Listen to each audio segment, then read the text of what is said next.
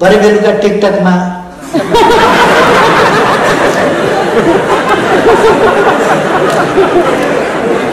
मेरो फोटो कपालीवाले भनेको आउँछ।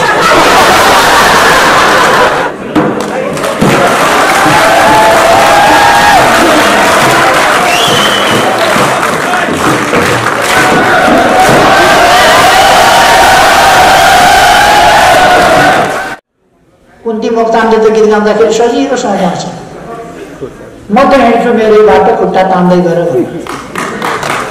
मैले पनि त्यो गीत गाइराखेँ, खुट्टा तान्दै गएर म त आफ्नै बाटो हिँड्छु भनेर। कहाँ सजिलोसँग हिँड्न दिने र फटाफट खुट्टा तानेपछि कुन्ती मोक्तानले गाए जस्तो सजिलो कहाँ हुँदो रहेछ? हिँड्न खोले खुट्टा तान्छ। मैले पनि घरमा गीत गाउँदा त सजिलो लागेको थियो, तर जब सरकार चलाउने बेला आउँछ खुट्टा तान्छ, पार्टी चलाउने बेला आउँछ खुट्टा तान्छ। खुट्टा तानेपछि कसरी हिँड्ने? कसका लागि उफ्रिएर पुग्यो? एक हप्तामा उनीहरूको हालत बुढो कहाँ छन् भन्ने मान्छेले थाहा पाउन छोडेर हामी यहाँ छौँ भनेर लेखेर बस्छौँ। एक हप्ता कमिलाको काल आयो भने पखेटा पलाउँछ अरे। पखेटा पलाएपछि पालबाट निस्केर भुर्र उड्छ, चराले टपक्क टिप्छ, अर्को भुर्र उड्छ, अर्को चराले टपक्क टिप्छ, अर्को भुर्र उड्छ। यी कमिलाका पनि प्वाख पलायो। अब यिनलाई जनताले कुनै मास गर्नेवाला छैन। 3 महिनामा 10 लाख मान्छे सुहाए। यताको सोल्टी पनि मारियो, उताको सोल्टिनी पनि मारियो। म शिव मन्दिरमा पनि जान्छु, कृष्ण मन्दिरमा पनि जान्छु, बुद्ध मन्दिरमा पनि जान्छु, देवी मन्दिरमा पनि जान्छु।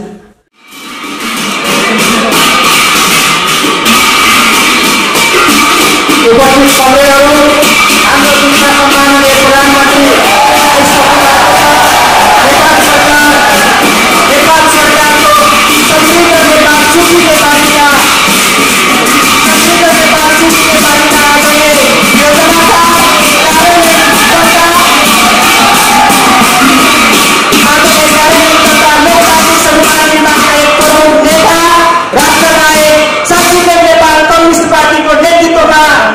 नेतृत्वमा कस्तो नेता आउँदा नेपाली जनताको बिचमा कस्तो असर पार्छ भनेर हामी नेपालीहरू अहिले देखिरहेका छौँ।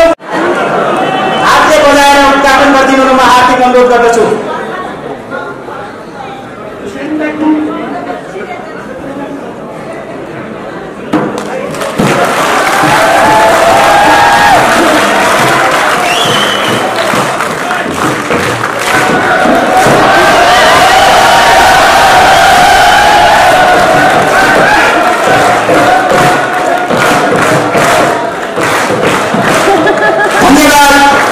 सम्माननीय प्रधानमन्त्रीज्यू, राष्ट्र नायक केपी शर्मा ओलीज्यूलाई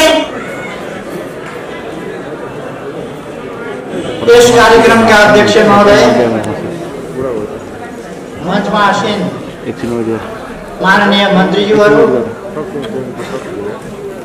संगठनका पदाधिकारी साथीहरू, अतिथि महानुभावहरू र यस कार्यक्रममा उपस्थित हुनुभएका सम्पूर्ण दाजुभाइ दिदीबहिनीहरू, आज एउटा विशेष परिस्थितिमा राष्ट्र एउटा खास अवस्थाबाट गुज्रिरहेको यस परिस्थितिमा तपाईहरुको यो महत्त्वपूर्ण बेला भएको छ।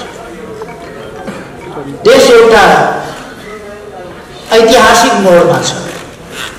एक ढंगले भन्ने हो भने ऐतिहासिक दो बाटोमा छ। देश कता जाने? स्थिरता र स्थायित्वतिर जाने कि अस्थिरतातिर जाने?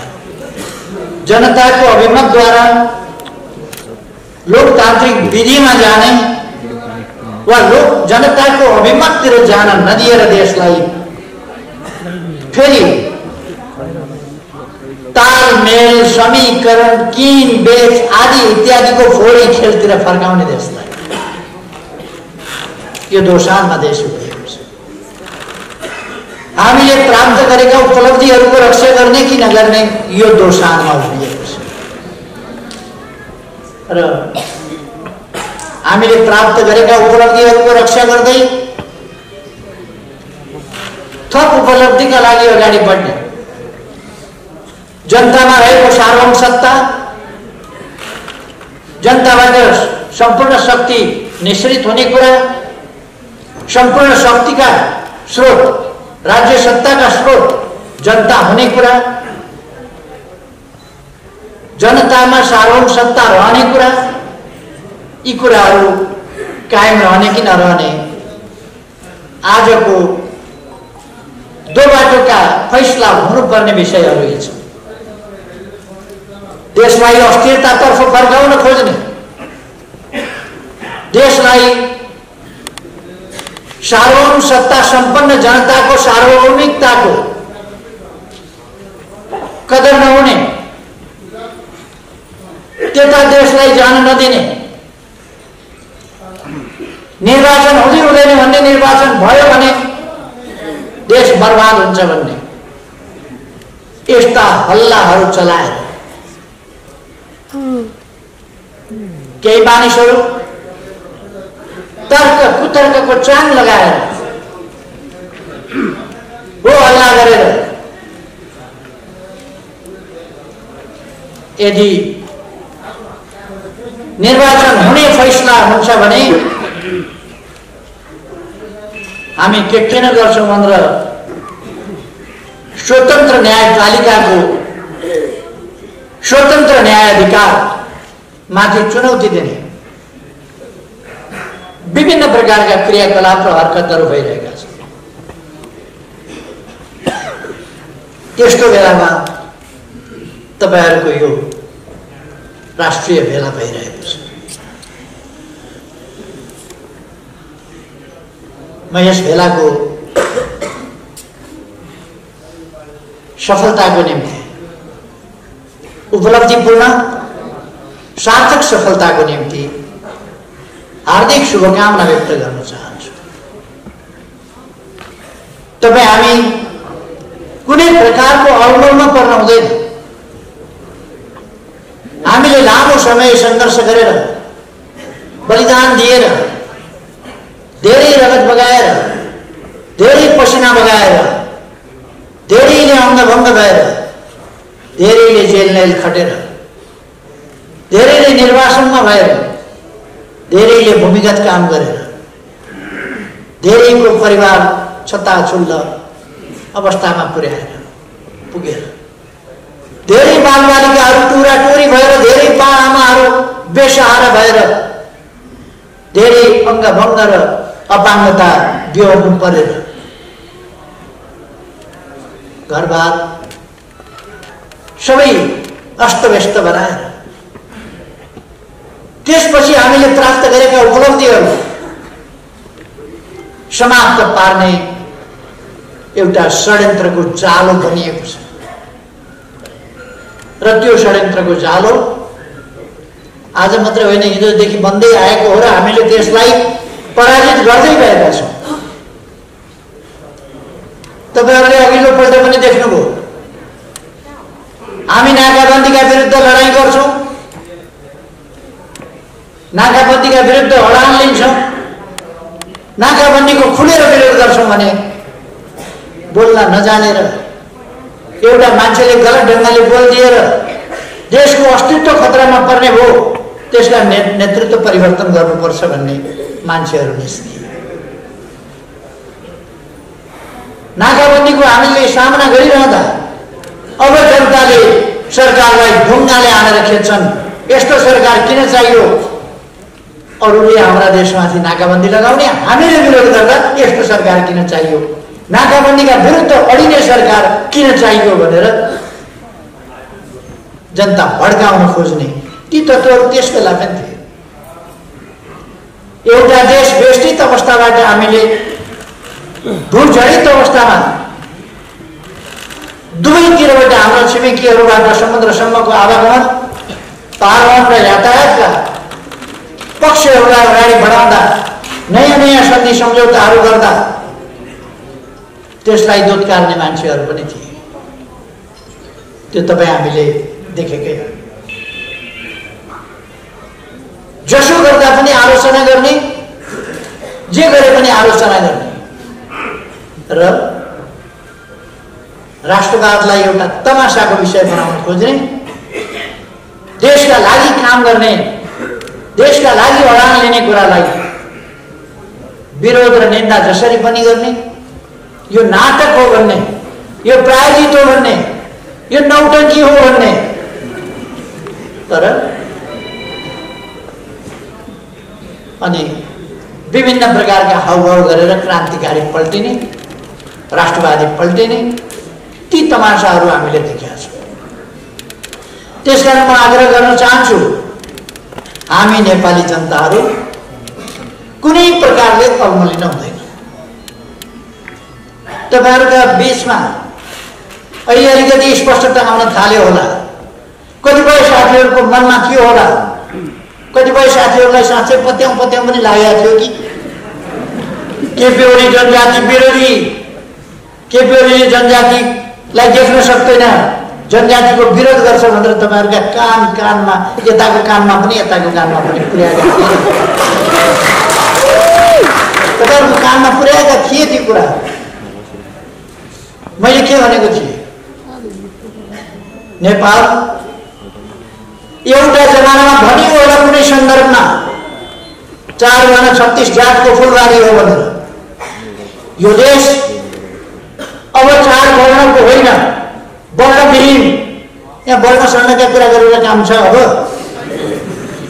4 वर्ण 36 जात होइन, 127 जात जातिका जनताको साझा फुलबारी हो यो देश। अब वर्ण व्यवस्थामा बाँडिने, वर्ण भर्नका कुरा गर्ने होइन, हामीले संयुक्त प्रयासबाट सबै जनतालाई समृद्ध बनाउनु छ, धनी बनाउनु छ।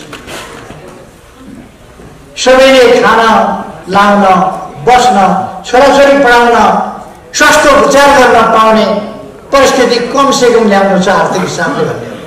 कम्तीमा पनि ती आधारभूत आवश्यकताहरूको परिपूर्ति हामीले हरेक नेपाली जनताहरू गर्नुपर्नेछ। म तराईमा गयो भने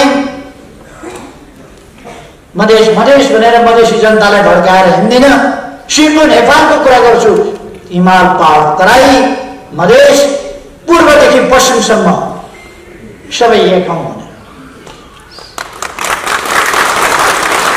म पहाडमा गयो भने जनजातिका कुरा गरेर, जनजातिलाई भड्काएर, जनजाति र अरू जनताका बीचमा फाटो बढाएर हिँड्ने काम गर्दिन।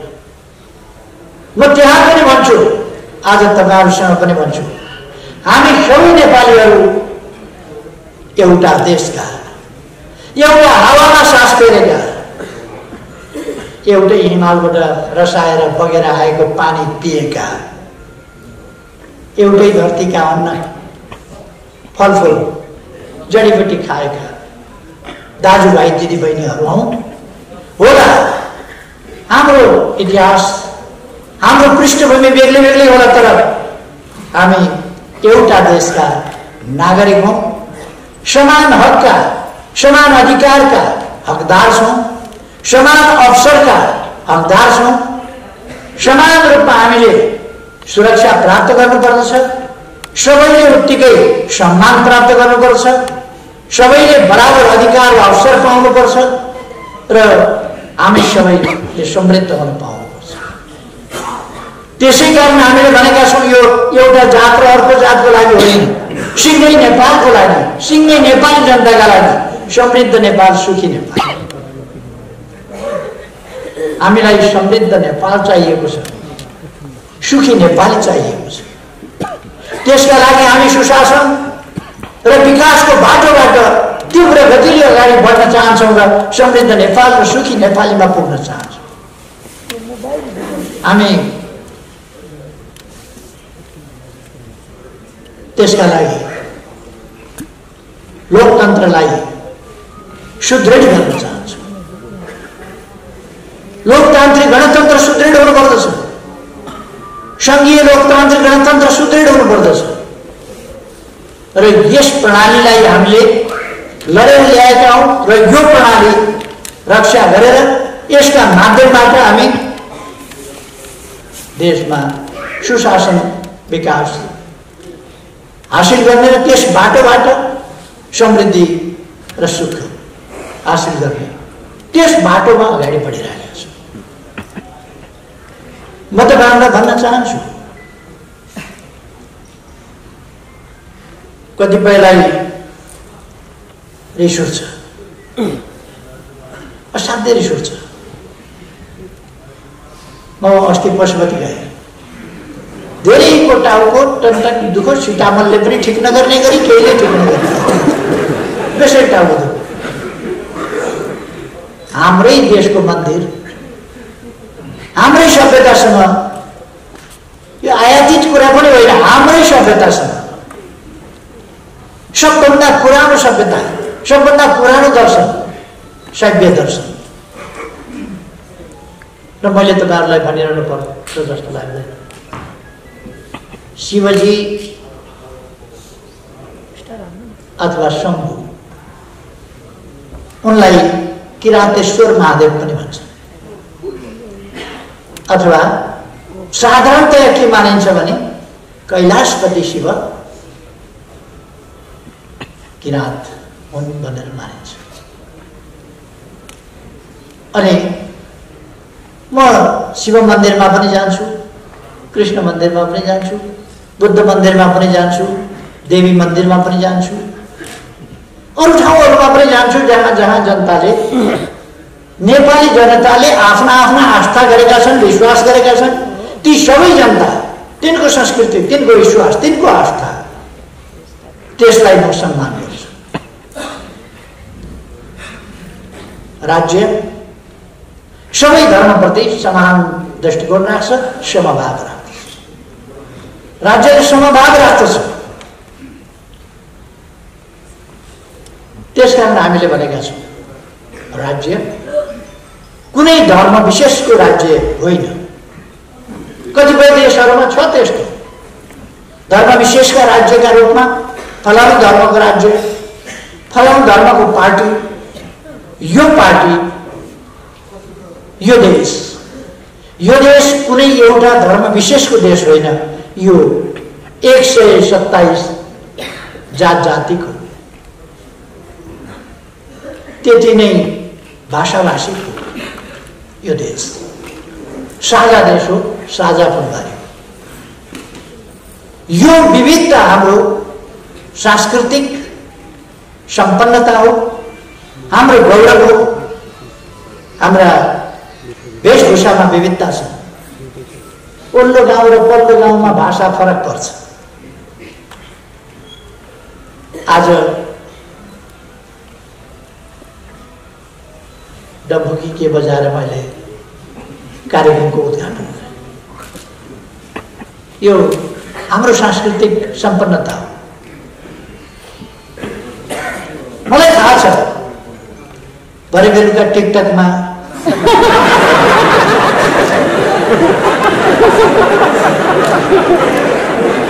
मेरो फोटो कपालीवाले भनेको आउँछ।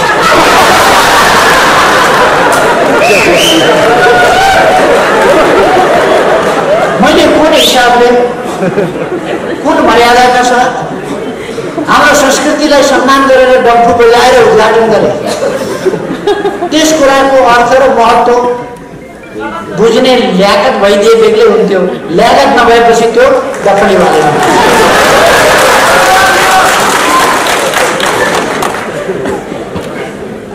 यो गाउँघरका पढाइ लेखाइ कम भएका, कुरो बुझ्दैनन् भनेका जनताले गरेको होइन। आफूलाई टाठाबाट ठान्ने, बुझक्कर ठान्ने, आइटी फ्रेन्डली त्यस्ता मान्छेहरूले गर्ने काम हो। जनता हलमै आयो।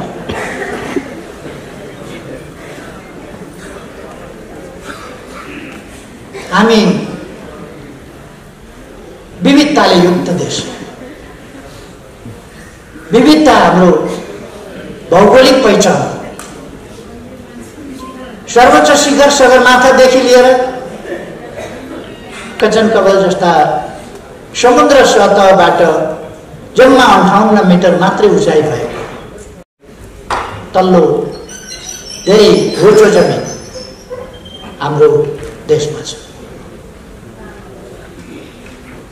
हाम्रो देशको भौगोलिक विविधता यस्तो छ।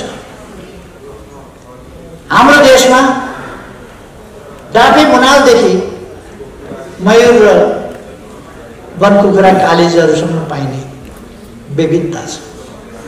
हाम्रो देशमा चौडी याकदेखि लिएर च्याङ्ग्रादेखि लिएर गाई बाख्रा अरू साधारण खसी बोका गाई गोरु पाइने ठाउँ पनि छ।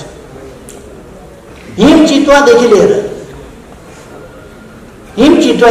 पाटेबाघसम्म तीनै ठाउँका पहाडी चितुवाहरू, हिम चितुवा र पाटेबाघ यी सबै पाउने विविधता हाम्रोमा छ। हिम चितुवा हिम भालुदेखि लिएर हात्ती गैंडासम्म पाउने विविधता हाम्रो देशमा छ। यार्चा गुम्बादेखि लिएर पिप्लासम्म पाउने विविधता हाम्रो देशमा छ।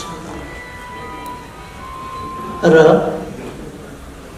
शेर्पा, भोटे, गुरुङ, थकाली या विभिन्न अरू यस्तै हिमाली भेगमा बस्ने जातिहरूदेखि लिएर सन्थाल, राजवंशी, ताजपुरिया, दैमाल, यसै गरेर थारू, यादव, अरू विभिन्न बोलीचालीको भाषामा पचपनिया भन्ने जाति, विभिन्न जातिहरू बस्ने यस देशमा विविधता छ। अर्थात् यो विविधताको देश हो। यसको सुन्दरता, यसको सम्पन्नता विविधता हो। त्यसै अनुसार हाम्रा वेशभूषामा, हाम्रा परिकारमा, हाम्रा रहन सहनमा, थुप्रै कुरामा हाम्रा भूगोलले भिन्नता ल्याएको छ। हाम्रा ऐतिहासिक पृष्ठभूमिहरूले ल्याएको छ भिन्नता। त्यसै कारण विभिन्न खालका संस्कृतिहरू हामीसँग छन्। एउटा पण्डितले उद्घाटन गरौँ भनेको भए शङ्ख बजाएर गर्थ्यो, घन्टी बजाएर गर्थ्यो होला। तपाईँहरूले डम्फु बजाएर गर्नु। एउटा झाँक्रीलाई उद्घाटन गर्न दियो भने उनले ढ्याङ्ग्रो बजाएर गर्थ्यो होला। अरूलाई उद्घाटन गर्न दियो भने नौमती बाजा, पञ्चे बाजा, झ्याम बजाएर गर्दा आफ्ना हाम्रा सांस्कृतिक विविधताहरू छ। एउटा बुद्ध धर्मावलम्बीले शुभारम्भ गर्यो भने ओम मणि पद्मे ओमबाट सुरु गर्छ। अर्को पण्डितले सुरु गर्यो भने ओम मङ्गलम भगवान् विष्णुबाट सुरु गर्छ। आफ्ना आफ्ना संस्कृतिहरू छन्, परम्पराहरू छन्। यो हाम्रो सम्पन्नता हो। यो हाम्रो झगडाको विषय होइन। हामी विभिन्न जातका हुनाले झगडा गर्नुपर्छ। हामीले विभिन्न जातको भएको हुनाले झगडा गर्नुपर्ने कारण के छ? हामी कुकुर र बिरालो हो र मान्छेको जात?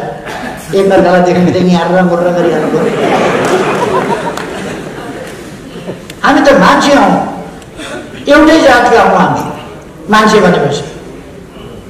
त्यस कारण हामी झगडा गर्दैनौँ। हामी मिलेर बस्छौँ। सहअस्तित्व, सद्भाव, पारस्परिक स्नेह, सद्भाव, सम्मान, माया, ममता, पारस्परिक सहयोग, त्यस भावनाका साथ अगाडि बढ्छौँ। अहिले अलिक तरिका बदलिएको छ। अहिले पनि गाउँघरमा कहिले कहिले सोलै सिद्धिन्छ, कहिले कहिले लाइटर सिद्धिन्छ। आगो लिन पल्लो छिमेकीको घरमा जानुपर्छ। अनि पानी चाहिँ उहिले पनि मैले पहिले पहिले सुन्दा पनि पानी चाहिँ छुइन्छ भने कहिले कहिले सुन्थेँ, आगो छुइन्छ भने चाहिँ कहिले पनि सुन्थेँ। पानी चाहिँ आफै आफै ल्याएको, आगो पनि छोइयो भनेदेखि त लिन कहाँ जाने फेरि? छिमेकी कहाँ त जुन छिमेकी छ त्यसै कहाँ ल्याउनु पर्यो नि आगो, त्यस कारण आगो चाहिँ छुइँदैन सजिलोको लागि। अब ती त जमानाका कुरा भयो। अब नयाँ जमाना आयो। हामी विभिन्न भाषाभाषीहरू, विभिन्न जात जातिहरूका, वेशभूषाहरूका, तिनीहरूमा हामी गर्व गर्दछौँ। हाम्रा गीतहरू, हाम्रा नाचहरू, हाम्रा संस्कारहरू, हाम्रा संस्कृतिहरू, तिनीहरूप्रति हामीलाई गर्व छ। हामी सामान्य रूपमा नेपाली भाषा बुझ्छौँ। यस भाषाले हामी सबैलाई एक ठाउँ ल्याएको छ। यो भाषा नभएको भए नेपालभरिका जनता अर्कोसँग भेट्ने बित्तिकै इसाराको भाषा बोल्नुपर्ने अवस्था हुन्छ। त्यस्तो अवस्थामा हामी बाँडिन्थ्यौँ होला सायद। कुनै पनि देशलाई जोड्ने एउटा भाषाको माध्यम हुन्छ। हामीसँग मुख्य रूपमा नेपाली भाषाले हामीलाई जोडेको छ। यो कुनै हिजो होला, कुनै कारणले कुनै भाषाको डोमिनेसन भयो होला। हिजो औपनिवेशिक हिसाबले उपनिवेश कायम गर्दा अङ्ग्रेजीले दुनियाँमा राज गर्यो होला। तर आज जोसुकैले पनि दुनियाँमा फेरि अङ्ग्रेजी बोल्न, अङ्ग्रेजी सिक्न र अङ्ग्रेजीबाट आफ्ना कुरा अर्कालाई भन्न, अर्काले भनेको कुरा आफूले बुझ्न मद्दत गरेको छ। अङ्ग्रेजी भाषा कुनै खुसीले संसारभरि फैलिएको हो र? त्यहाँका जनताले चाहेर रुचाएर खुसीले हो र? हिजो औपनिवेशिक ढङ्गले ठिचो मिचोका साथ फैलिएको। दक्षिणी अमेरिकामा, ल्याटिन अमेरिकामा स्पेनिस भाषा बलजफ्ती त्यहाँका जनतालाई मारेर खिचेर कुल्चिएर त्यहाँ स्पेनिस भाषा चल्यो। तर एउटा राम्रो पक्ष आज के भएको छ भने सारा ल्याटिन अमेरिका विभिन्न देशहरू छन्, तर जहाँको मान्छेले पनि, जुन देशको मान्छेले पनि स्पेनिस भाषाको माध्यम अपनाएको छ र त्यसबाट उनीहरू एकअर्कामा आबद्ध पनि भएका छन्। स्पेनिस भाषाले आज ल्याटिन अमेरिकालाई एकताबद्ध बनाउन सजिलो बनाएको छ, किनभने उनीहरू एकअर्काको भाषा बुझ्छन्। फ्रेन्च भाषा यत्तिकै धेरै देशहरूमा अफ्रिकामा फैलिएको होइन, दमन गरेर उपनिवेश बनाएर नै फैलिएको र फैलाइएको। तर पनि आज ती देशहरूलाई, कतिपय देशहरूलाई सजिलो भएको छ एक आपसमा बुझ्नका लागि।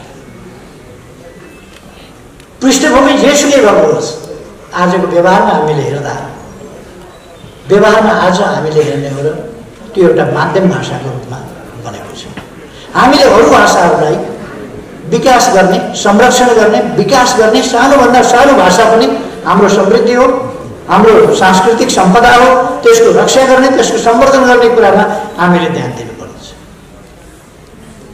यो देशका तमाम जनताको देश हो, सबैको साझा देश हो। सायद आज जतिको जम्मा 25 जनाभन्दा बढी मन्त्री बनाउन पाइँदैन। अहिले 25 जना मन्त्री बनाउँदा त्यस मन्त्री परिषदमा जनजाति पनि परेको छ, मधेसी पनि परेको छ, सुदूर पश्चिमको पनि परेको छ, पहाडी भेगको, हिमाली भेगको पनि परेको छ, तराई भेगको पनि परेको छ, पूर्वको पनि परेको छ, मध्यको पनि परेको छ, महिला पनि परेको छ, थारू पनि परेको छ र जनजाति कमसेकम 9 जना जनजाति छ। महिला पनि परेको छ, जनजाति पनि 9 जना छ। कम्तीमा 9 जना होला, हिसाब गरेर पनि 10 जना मैले हिसाब गरिराखेको छु होला।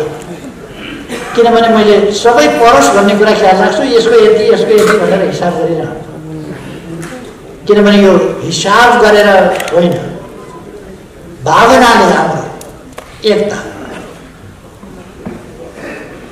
भावनाले हामी एकताबद्ध हुन्छौँ र एकतालाई अगाडि बढाउँछौँ। म तपाईहरुलाई यस भावनाका साथ जुन देश पहिचानका नाउँमा राजनीति गर्न थाल्यो, फरक विचार, फरक आस्था, फरक जात वा फरक धर्मलाई शत्रु देख्न थाल्यो, त्यसको विनाश भएको छ। आज अरबका कतिपय देशहरूमा जुन भयानक मारकाट चलिरहेको छ, त्यो के भएर एउटै इस्लाम धर्मभित्रकै शिया र सुन्नीका बीचमा मारकाट मचाइदिएछ। शिया र सुन्नी भएका छन्, लडेका छन्, मारामार भएको छ। कमसे कम इस्लाम धर्मभित्र, मुस्लिम समुदायभित्र त्यस्तो नहुनु पर्थ्यो, एकअर्कालाई सम्मान गर्नु पर्थ्यो। तर त्यो हुन नसक्दा काटमार भएको छ, देश नै विनाशको स्थितिमा पुगेको छ। यत्रो सम्भावना भएका देशहरू जहाँ पानी उगाए भन्दा बढी तेल उगाउन पाइन्छ र दुनियाँलाई बेच्न पाइन्छ, त्यस्ता देशहरू लडाईँको कारणले कंगाल भइरहेका छन्।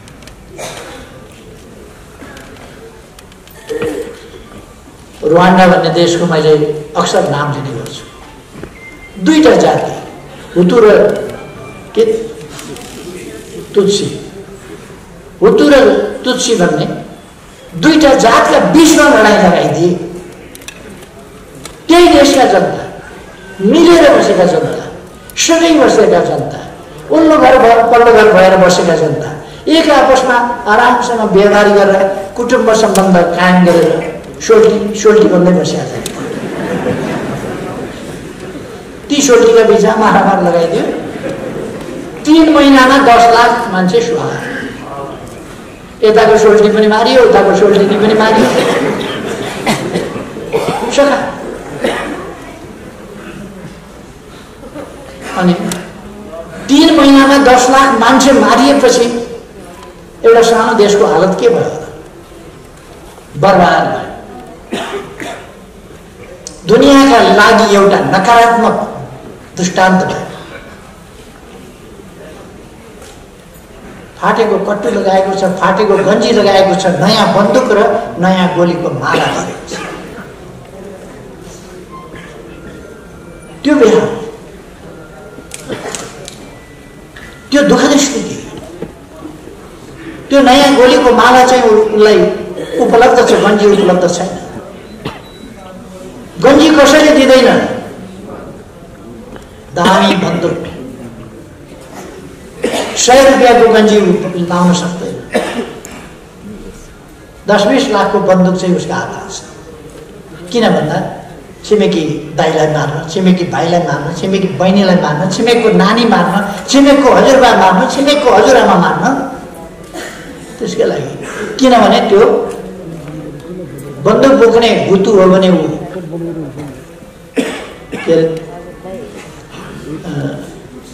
तुलसी हो, बन्दुक बोक्ने तुलसी हो भने ऊ चाहिँ भुतु हो। त्यसकारण मार्ने। अपराध के भयो भन्दा हुतुका कोखबाट जन्म लियो, त्यसकारण ऊ मारिनुपर्छ, अथवा तुलसीको कोखबाट जन्म लियो, त्यसकारण मारिनुपर्छ। यो खालको बुद्धि यस देशमा ल्याएर यो जाति जनजाति, मधेसी पहाडी सबैको साझा यति धेरै विविधतायुक्त देशमा ल्याएर त्यो विष छर्कन खोज्यो। छर्कियो धुमधामसँग, खुब छर्कियो त्यो विष। म धन्यवाद भन्न चाहन्छु तपाईहरुलाई। बखाउन खोजियो, अब उत्सव आयो, हाम्रो राज्य आयो। जीवै पीछेका राज्य, जातै पीछेका राज्य, भाषै पीछेका राज्य, धर्मै पीछेका राज्य, गोत्रै पीछेका राज्य, टोलै पीछेका राज्य। मान्छेलाई कस्तो सनक चलाइयो भने यहाँ परापूर्व कालमा कुमालको राज्य थियो। अब कुमाल तिमी आफै राजा हुनुपर्छ। अब बिचारा खाना लाउन छैन, राजा हुनुपर्छ भनिदिएको छ, सनक जगाइदिएको छ, तर जनताले त्यो कुरा पत्याएन। अलिअलि मान्छेहरू वर्ग लिन खोजे तर जनताले पत्याएन र राष्ट्रिय एकता हुनुपर्छ, हामी एकजुट हुनुपर्छ, राष्ट्र एकजुट हुनुपर्छ। एकजुट भएर हामीले लोकतन्त्रका लागि लड्नुपर्छ, सबैका अधिकारका लागि लड्नुपर्छ, शान्तिका लागि लड्नुपर्छ, सद्भावका लागि लड्नुपर्छ, पारस्परिक सहयोगका लागि लड्नुपर्छ। एकअर्काको ज्यानको प्यासा खुनको प्यासा गरेर लड्ने होइन। त्यो कुरा नेपाली जनताले बुझ्यो र साम्प्रदायिक विद्वेषलाई टाटा बाई बाई गरिदियो। आज केही तत्त्वहरू छटपटाएर बसेका छन्।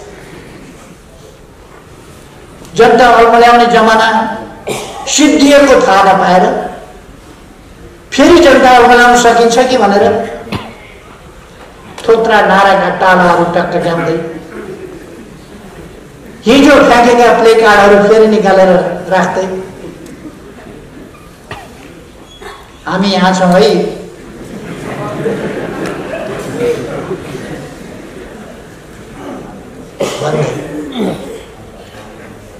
त्यसरी फेरि जनता झुक्क्याउन सकिन्छ कि भनेर केही तत्त्वहरू बोलिरहेका छन्। आज हामीले, म साथीहरूलाई भन्न चाहन्छु, हामी तुलनात्मक रूपमा सानो राष्ट्र, दुईटा ठुला छिमेकीहरूका बीचमा छौँ, दुईटा ठुला छिमेकीका बीचमा छौँ। यस कुरालाई हामीले अवसरको रूपमा प्रयोग गर्नुपर्छ। दुईतिर हाम्रा ठुला छिमेकीहरू छन्, अवसरको रूपमा प्रयोग गर्नुपर्छ। हामीले हाम्रो उत्पादन व्यापक बढाउनु पर्छ। हामीसँग बजारको कमी हुँदैन, किनभने दक्षिणमा 1,30,00,00,000 जनसङ्ख्या, हामीले उत्पादन गर्ने हो भने त्यो सामान किन्न तयार भएर बसिया छ। त्यो धेरै टाढा जानै पर्दैन। 1,30,00,00,000 उत्तरतिर 1,40,00,00,000 हामीले जे उत्पादन गरेर पठायो भने पनि कोदो पठाउनु सकिन्छ, मकै पठाउनु सकिन्छ, फापर पठाउनु सकिन्छ, कुखुरा पठाउनु सकिन्छ, चौरीको दुध पठाउनु सकिन्छ, छुर्पी पठाउनु सकिन्छ, चिज बनाएर पठाउनु सकिन्छ, फलफुल पठाउनु सकिन्छ, आँप पठाउनु सकिन्छ, सुन्तला पठाउनु सकिन्छ, कागती पठाउनु सकिन्छ, एभोकाडो पठाउनु सकिन्छ, अथवा तपाईँ औद्योगिक सामग्रीहरू उत्पादन गरेर पठाउनु सकिन्छ। दुनियाँको बजारमा उसले कब्जा जमाएको छ, तर उसलाई पनि तपाईँले एउटा मात्रै दाल खाँदा खाँदा खाना खाँदा भएपछि अर्को दाल खान मन लाग्छ। हाम्रो हिमाली भेगको जति स्वादिष्ट उत्पादन कहीँ पनि हुँदैन। अल्टिट्युडमा फलेको फलफुल खाद्यान्न या अरू कुनै पनि कुरा होस्, दूध मासु जेसुकै होस्, अलिक अल्टिट्युडमा फलेको उच्च प्रकारले देख्नु भएको छ। तपाईँहरूले देख्दा देख्दै सडकमा प्लास्टिक टिपिरहेका, दुःख पाइरहेका, जसलाई खाते भनिन्थ्यो, तपाईँहरूले सुन्नुभएको छ। खाते भनिन्थ्यो ती बालबालिकालाई। आज सडकमा सडक बालबालिका छैनन् र कुनै बालबालिकाले खातेको अपमान सहनु परेको छ। अहिले सरकार छ तिनलाई हेर्ने, तिनको अभिभावक छैन भने सरकार अभिभावक छ, सरकारले अभिभावकत्व लिनुपर्छ। मैले भनेको छु र तपाईँहरूले सरकारको प्रतिबद्धता देख्नु भएको छ। त्यो प्रतिबद्धता कुरामा होइन, व्यवहारमा। आज सडकमा तपाईँले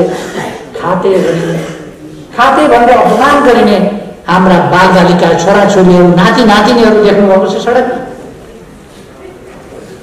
अहिले फर्केर जाँदा हेर्नुहोस्, सडकभरि कहीँ बालबालिका देख्नुहुन्छ अलपत्र, शरीरापेक्षी मानव, शरीरभरि घाउ छ, हातभरि घाउ छ, खुट्टाभरि घाउ छ, टाउकाभरि घाउ छ, कपाल किनिङ परेको छ, सडकको पेटीमा फालिएको छ।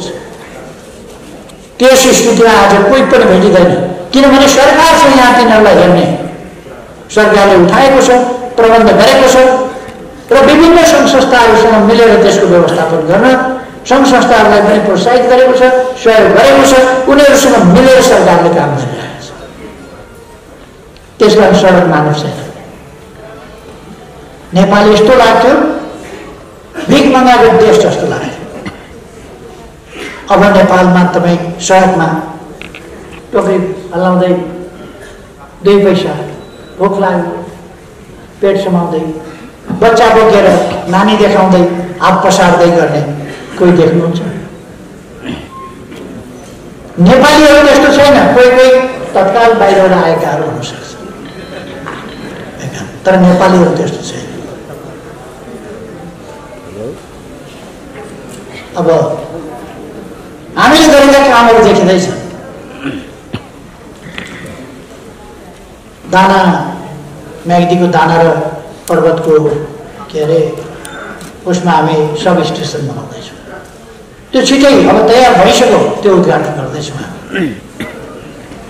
डलदेवर सब स्टेसन त्यो छिटै हामी उद्घाटन गर्दैछौँ, त्यो तयार भइसक्यो। पोखरा एयरपोर्ट तयार हुने अवस्थामा छ। भैरवा एयरपोर्ट तयार हुने अवस्थामा छ। निजगढ एयरपोर्ट बनाउँदैछौँ। पूर्व पश्चिम राजमार्ग चौडा बनाइँदैछ। हुलाकी राजमार्ग त्यो भेगमा बसेका दाजुभाइ दिदीबहिनीहरूलाई थाहा छ 20 वर्षदेखि गफ मात्रै चल्यो। परारको साल हामी आफै बनाउँछौँ भनेपछि अहिले आधाभन्दा अलिक धेरै काम सिद्धिएको छ। अब छिट्टै नै त्यसलाई सिद्ध्याउने तयारीमा आएको छ। हुलाकी राजमार्ग अन्तर्गत थुप्रै बाटाहरू पुलहरू कालोपत्र गरिएको छ, पुलहरू बनाइएका छन्, पक्की पुलहरू। राजमार्गको रूपमा त्यसलाई विकास गरिएको छ। यहाँहरूले देख्नुभएको छ लुम्बिनी बुद्धको जन्मस्थल, तर त्यहाँ केही पनि भएको थिएन। टागेले एउटा मास्टर प्लान बनाए, त्यसको कार्यान्वयन भएको थिएन र त्यहाँ सभा गर्ने ठाउँ पनि थिएन। म प्रधानमन्त्री भएको पहिलो वर्ष गएको, हुरी बतास र पानीले पालसाल उडाइदियो। हिलोमा हामीले विदेशी पाहुनाहरूलाई हिलोमा कुर्सी राखेर कार्यक्रम गर्नु पर्यो। मैले त्यही घोषणा गरेँ। 2 वर्षभित्र 5000 अटाउने हल यहाँ निर्माण गरिन्छ। ध्यान केन्द्र सम्मेलन केन्द्र यहाँ बनाइन्छ। तर मैले रेलको पनि कुरा गरेँ, पानी जहाजको पनि कुरा गरेँ, हवाई मैदानहरूको विकास गर्ने कुरा गरेँ, केबल कारहरू बनाउने कुरा गरेँ, पहाड खनेर छोटा बाटा सुरङ मार्गहरू बनाउने कुरा गरेँ। अनि आप दिए। देश यसै गतिमा विकास भयो भने त केपीओलीलाई त कसैले पराजितै गर्नु नसक्ने भयो। देशको विकास भएको खुसी होइन उहाँलाई, देशको विकास भएकोमा खुसी छैन उहाँहरूलाई। केपीओलीले बनायो भनेर लोकप्रिय हुने भयो। अस्ति तपाईँहरूले बोलेको सुन्नुभयो होला। धरारा केपीओलीले बनायो भन्छन्, केपीओलीले हो र भीमसेन थापाले बनायो। भीमसेन थापाले बनाएको धरारा उहिले लडेर फेरि बनाएर फेरि लडेर अहिले तयार गर्दैछु। मैले बनाएको होइन, आफै भने हो भाइ। एकजना विद्वानले भने इन्जिनियरले बनाए, कसले बनाए? ठिक छ, मलाई बनाउनु छ। मैले एउटा अभियान थालेको थिएँ, रानी पोखरीमा शिलान्यास गरेर हिँडेको थिएँ। त्यो शिलान्यास जहाँको त्यहीँ रहेछ। शिलान्यास गरेको इँटा लेउ लागेको, फेरि आएर रानी पोखरी बनाइयो। रानी पोखरी अहिले तपाईँहरूले हेर्नुभएको छ। पहिले जस्तो अब रानी पोखरी सुक्दै नसुक्ने गरी बनाइएको छ, त्यसको व्यवस्था मिलाइएको छ।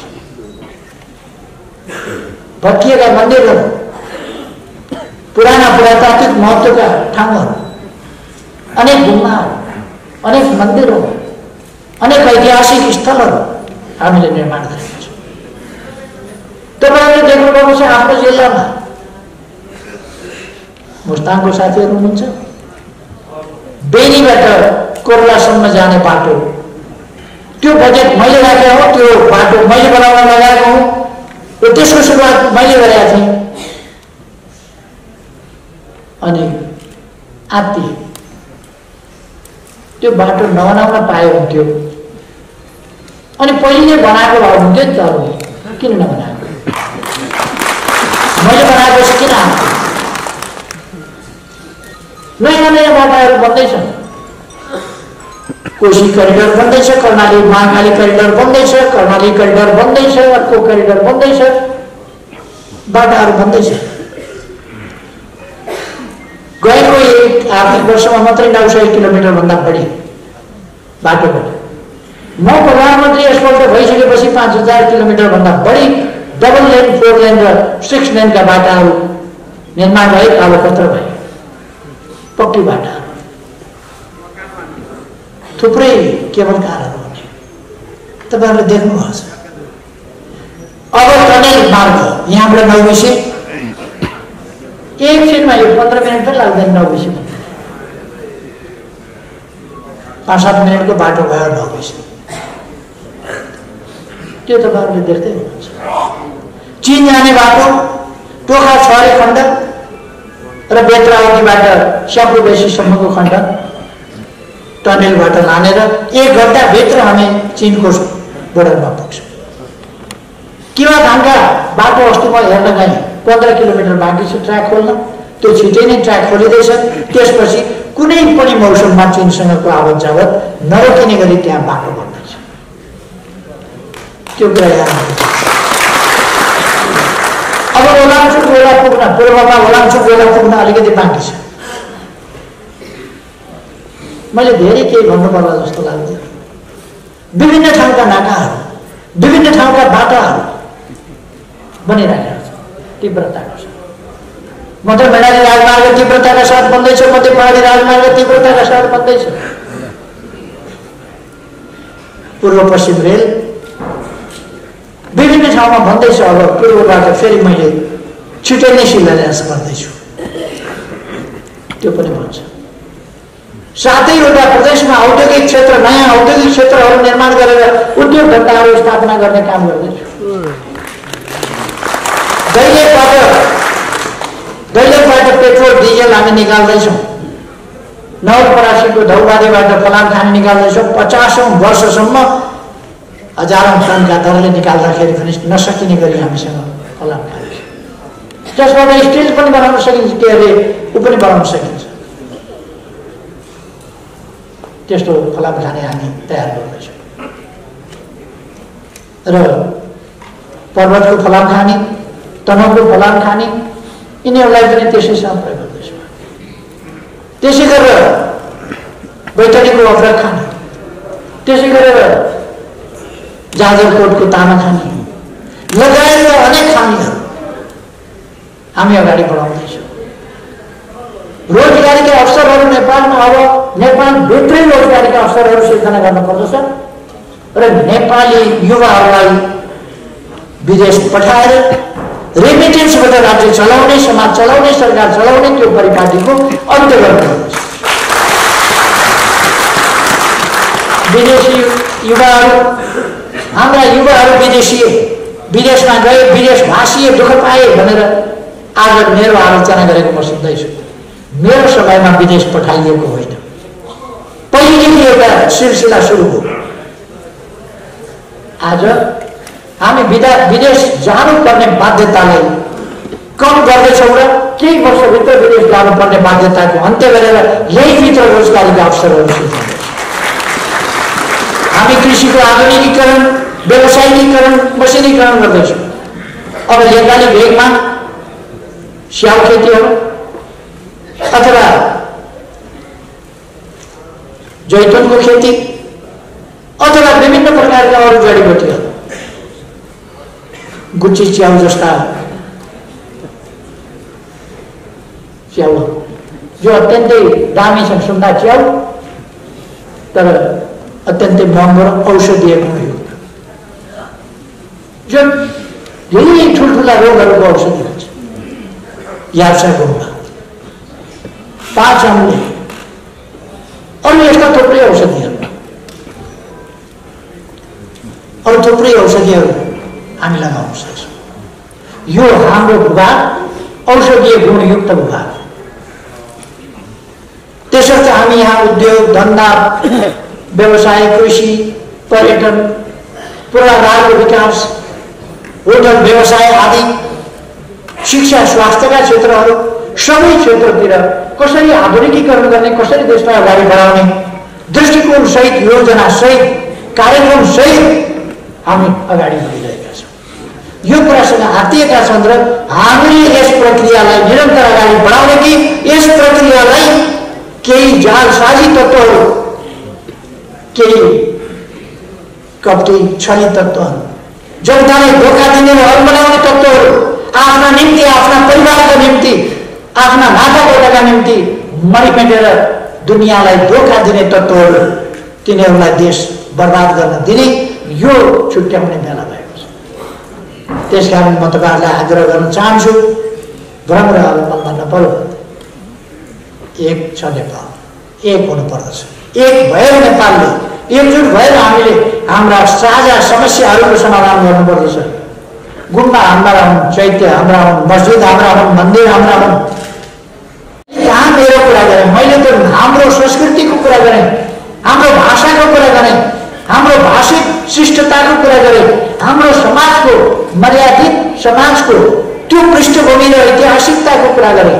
हाम्रो समाज मर्यादित समाज हुनुपर्छ। देशप्रति अलिकति पनि चिन्ता छैन ती मान्छेहरूलाई, अचम्म लाग्छ। देशप्रति अलिकति माया छैन, आफ्नो सभ्यता संस्कृति इतिहासप्रति अलिकति पनि गौरव छैन, गौरव लाग्दैन, अरूका पछाडि कुदेको छ। अनि यो अरूको मानु खाने र अरूको भजन गाउने कुरा यो नेपालीहरूले किन छोड्न नसक्या होला? केही नेपालीहरू, थोरै नेपालीहरू किन यसो गर्छ? यो कुरा देशको गौरवपूर्ण इतिहासका विरुद्ध छ, हाम्रो सभ्यता संस्कृतिका विरुद्ध छ, हाम्रो गौरवका विरुद्ध छ। मैले हाम्रो गौरवपूर्ण इतिहास, हाम्रो गौरवपूर्ण सभ्यता,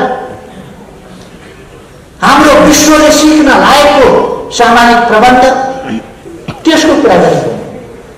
विश्वले सिक्न लायकको सामाजिक प्रबन्ध छ, त्यो कुरा गर्न खोज्यो।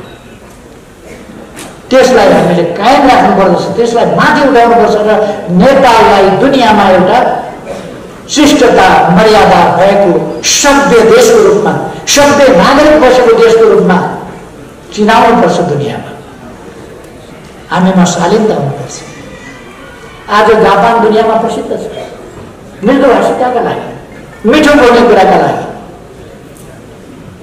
जसरी गर्दाखेरि पनि कृतज्ञता जाहेर गर्छ, यस्तो गरेर ल्याउँछ।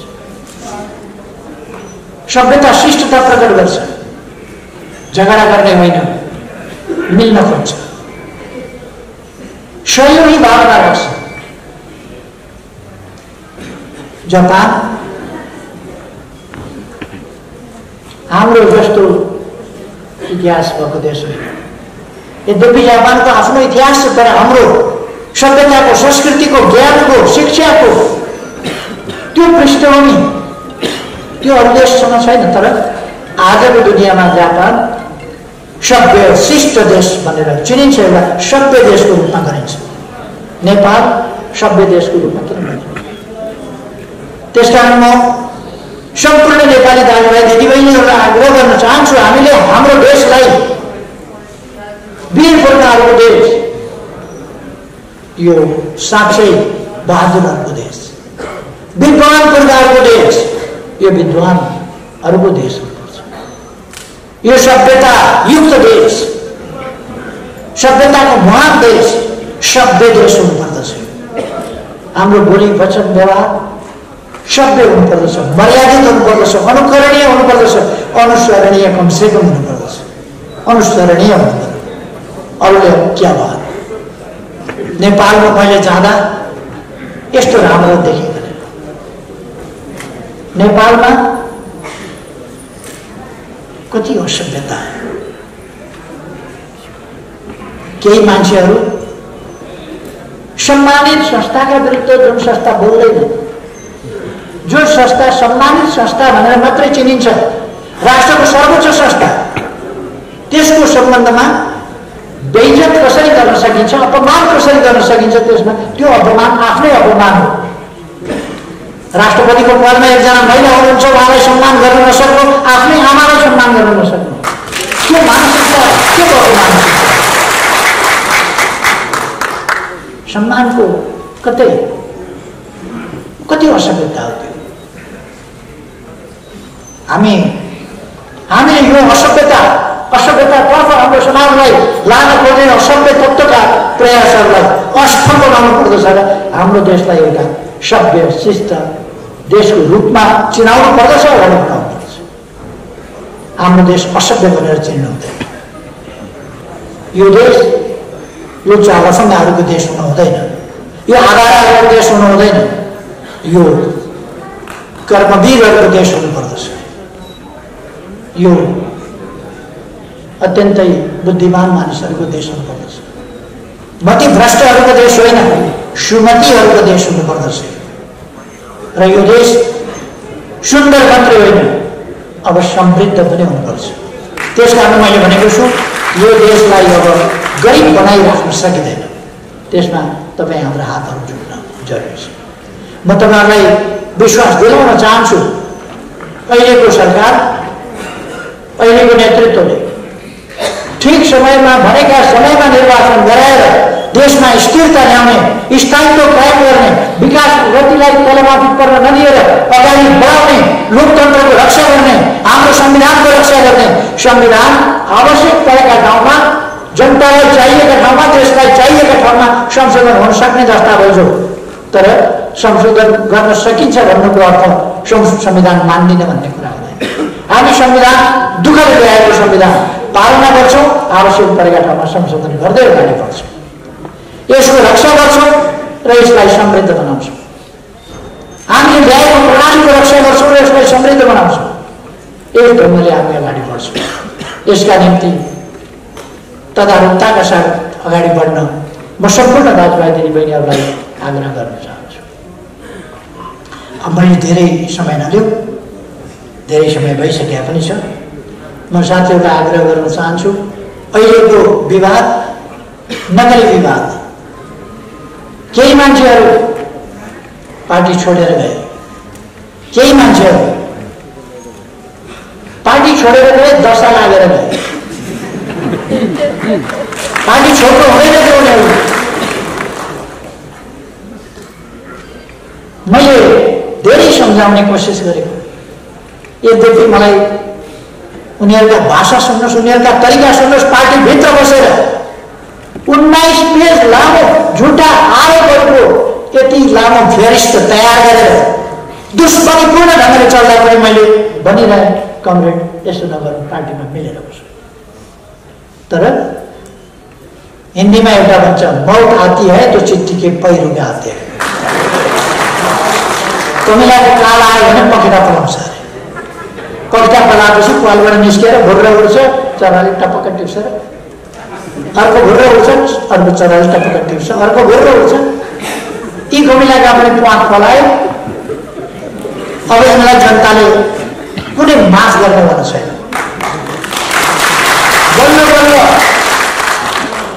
बल्ल 6 सालमा बनेको पार्टी 8 सालदेखि फुट्न सुरु भएको पार्टी, वास्तवमा भित्रभित्र ढाँचा पर्न थालेको पार्टी, यस्तै खालका सामन्ती चिन्तन भएका व्यक्तिहरू घुसेर एकतालाई भड्काउन थालेको 8 सालदेखि, त्यहाँदेखिको पार्टी अहिले आएर एकजुट बनाइएको थियो।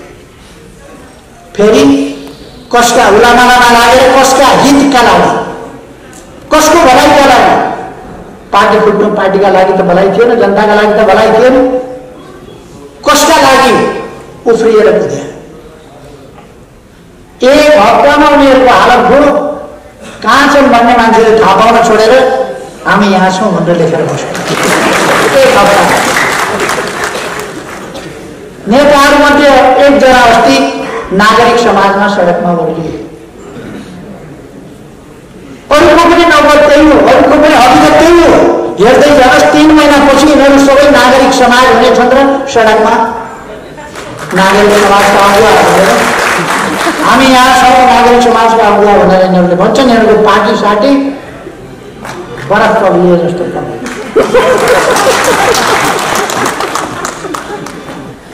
आइसक्रिम किन्छ, केटाकेटीले खाँदै गर्छ, चुँदै गर्छ, खाँदै गर्छ, चुँदै गर्छ।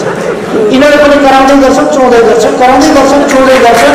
वैशाख 27 गतेसम्ममा पुग्दा उनीहरूको बरफ 124 वैशाख 27। हिजो एउटा सञ्चार माध्यमले लेखेछ, केपी ओलीले भनेको एउटा कुराको जवाफ किन दिइराखेका छैन यिनीहरूले, 2 अङ्क पुग्ने छुने सिटहरू ल्याएर देखाउन सक्छौ मैले सोधे। 2 अङ्क पुग्नलाई 1 का पछाडि 0 चाहिन्छ, 9 भन्दा 1 अङ्क माथि ल्याउनुपर्छ 2 अङ्क पुर्याउनका लागि। 10 सिट यिनीहरूले जित्ने सम्भावना काहीँ छ?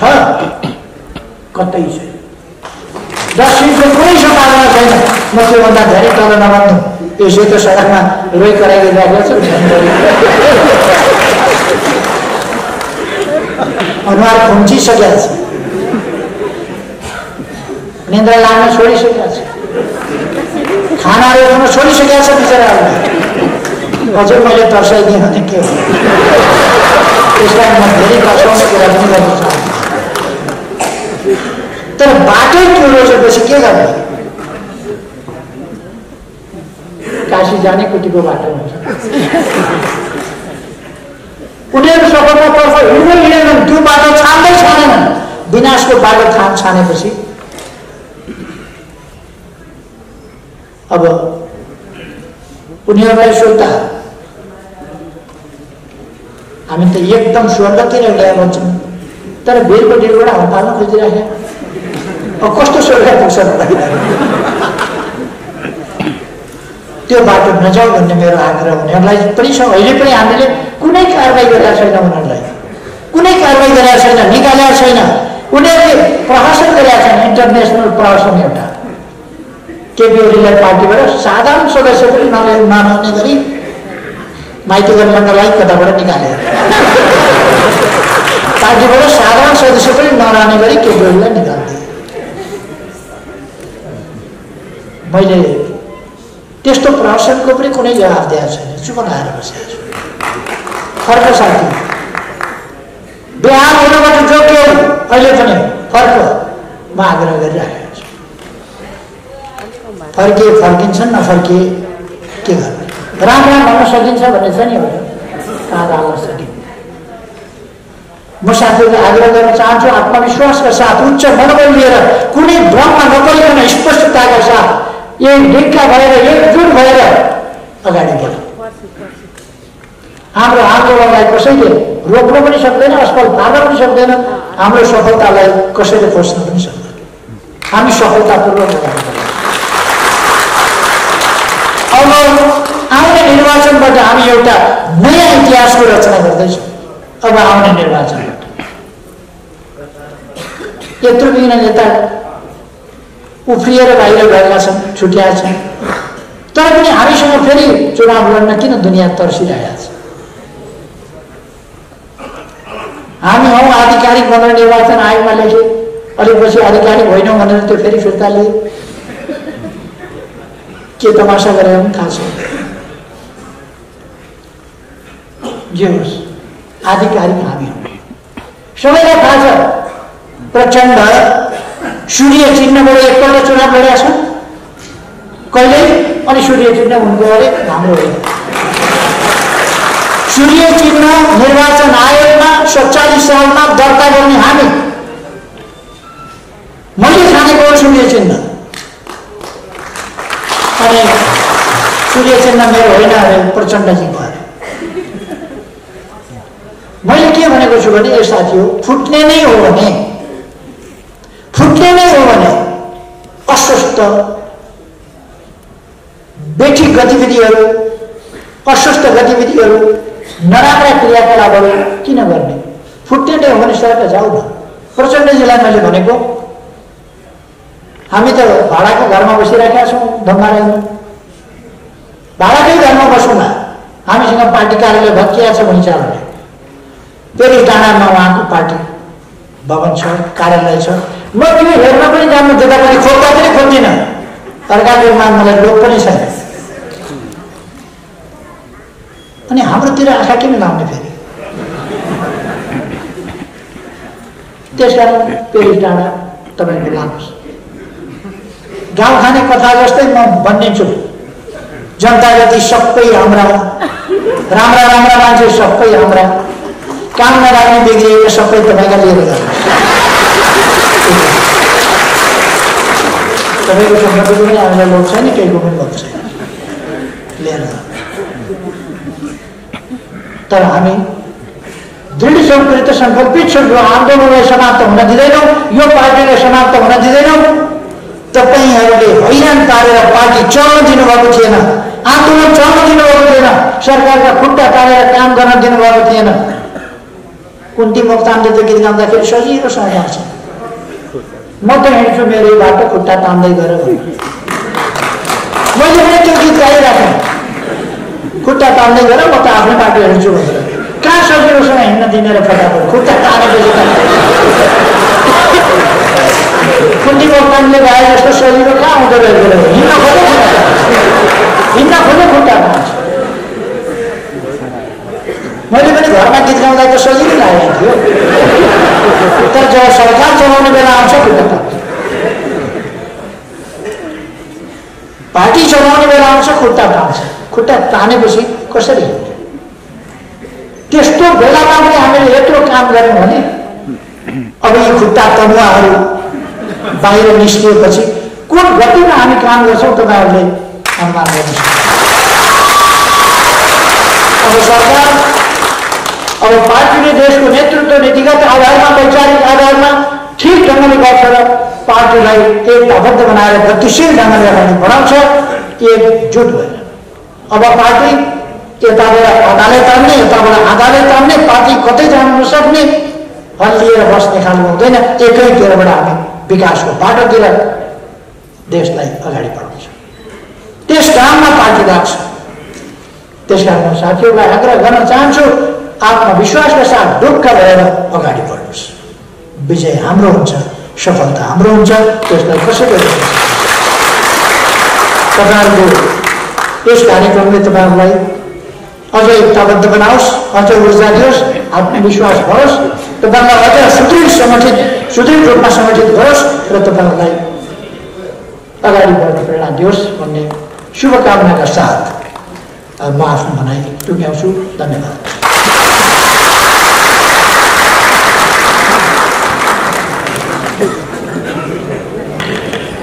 धन्यवाद सम्माननीय प्रधानमन्त्री एवं हाम्रो पार्टीका सर्वोदय अध्यक्ष केपी शर्मा ओलीज्यू। हामी नेपालका आदिवासी जनजातिहरू